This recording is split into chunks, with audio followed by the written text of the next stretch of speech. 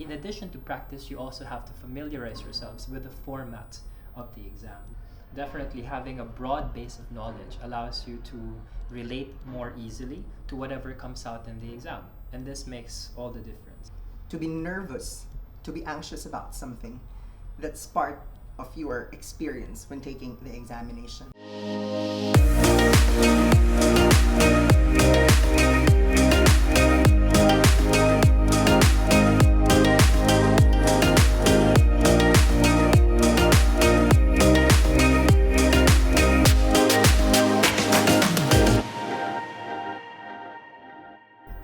We're going to talk about how we prepared for the examination and our personal experiences. So, as you see, for both of us, we took the examination not because we had plans of going abroad during that time, but we took the examination for credibility.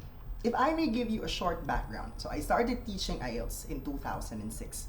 I was in third year college back then, in UP Diliman, taking up BA Communication Research. So there's no reason for me to go abroad, knowing that I was still in school. And after a few months of operation, we became like the number 5 IELTS agent after 3 months. And then after 3 more months, we became the number 1 IELTS agent in the Philippines. So the other established review centers during that time were slinging mud at us. So why will you believe someone who has not even taken the examination? So when I took the test, what's the pressure? Not to get 7, but to get the perfect band score of 9.0 in the examination.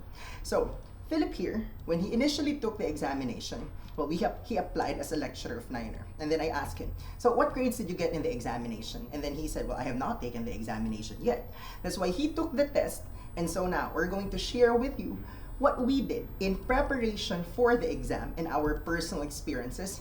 Again, tips, not really how to get 7 because we were pressured, but how to get the perfect grade in the examination, because like what I've said, we're doing this for credibility and not really for visa application. Let's begin with Pheelyp. Well, I think that similar to Ervin's experience in a sense, we did very well in our exams because we practiced not just immediately before the exam, but for our entire lives. Because English is something that is part and parcel of our daily existence. Mm-hmm. It's not something alien or artificial or put on, but it's something as natural as breathing. And this kind of competency and proficiency translated into high scores as well in the exam, which I think speaks well of how these exams, the IELTS and for my case the OET, measures real life language skills. It's not something that you can get. It's not something you can cheat on. There are no shortcuts to it, but you really do have to practice. But of course, besides practice, I'm sure you know this already. In addition to practice, you also have to familiarize yourselves with the format of the exam, because I'm sure you've also encountered our students being unpleasantly surprised regarding what the exam actually is like. Okay, so apparently, when I first took the examination, I told myself, Lord, just give me 9 in one subtest. But, well, I'm hoping that subtest isn't listening, because every test there are candidates who get 9 in listening. So I'm praying, Lord, will you please give me like a 9 in writing or 9 in speaking? And Lord, lowest of 8.0 in any subtest. So when I first took the examination, well, God listens. He answers. I got an 8.5 in listening, 8.5 in reading, 8 in writing, and 9 in speaking. So now, you're going to ask me what I did in preparation for the examination. I've been talking in English for the longest time. But I think what helped me get the perfect grade in speaking and a high grade of 8.0 in writing is because I made myself familiar with the topics and the questions coming out in the examination. Definitely having a broad base of knowledge allows you to relate more easily to whatever comes out in the exam. And this makes all the difference in your case and in my case as well. So please read, please listen, please write, and please speak about the things that you listen and read to. And it will translate into much higher grades for you, as it did for us. And this is what we're providing our reviewees, the questions that came out before, because they're recycled. They come out again and again. So we don't just give you the questions, we also give you possible responses that will help you get your target band scores and perhaps even higher. What about your OET preparation? Well, my OET preparation is my nursing preparation during my college, because the OET is a profession-specific exam.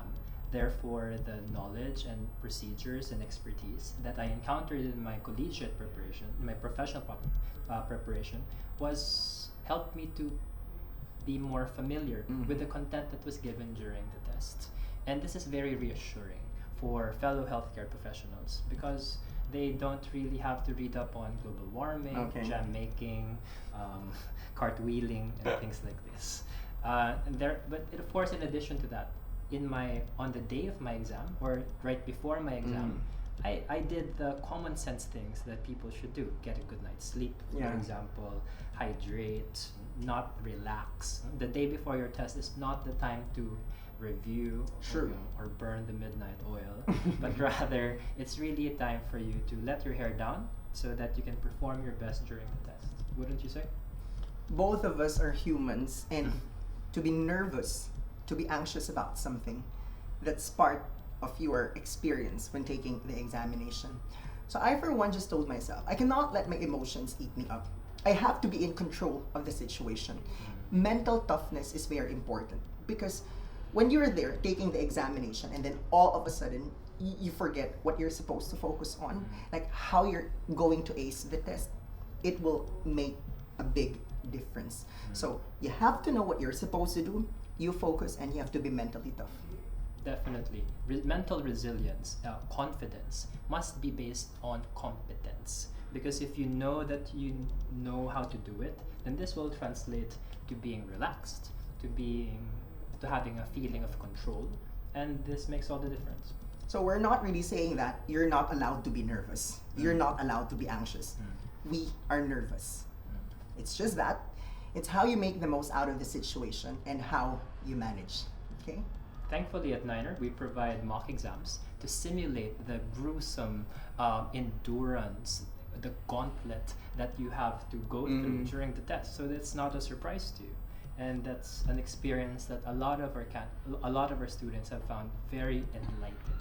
So that it's tough, apparently, to sit for 3 hours in an English exam. Who would have thought? Yeah, well, so for our short videos, hopefully these are helpful for you guys in order for you to get your required band scores. So next week, maybe we'll feature Sir Brian for his PTE and IELTS tips as well. Thank you. Bye.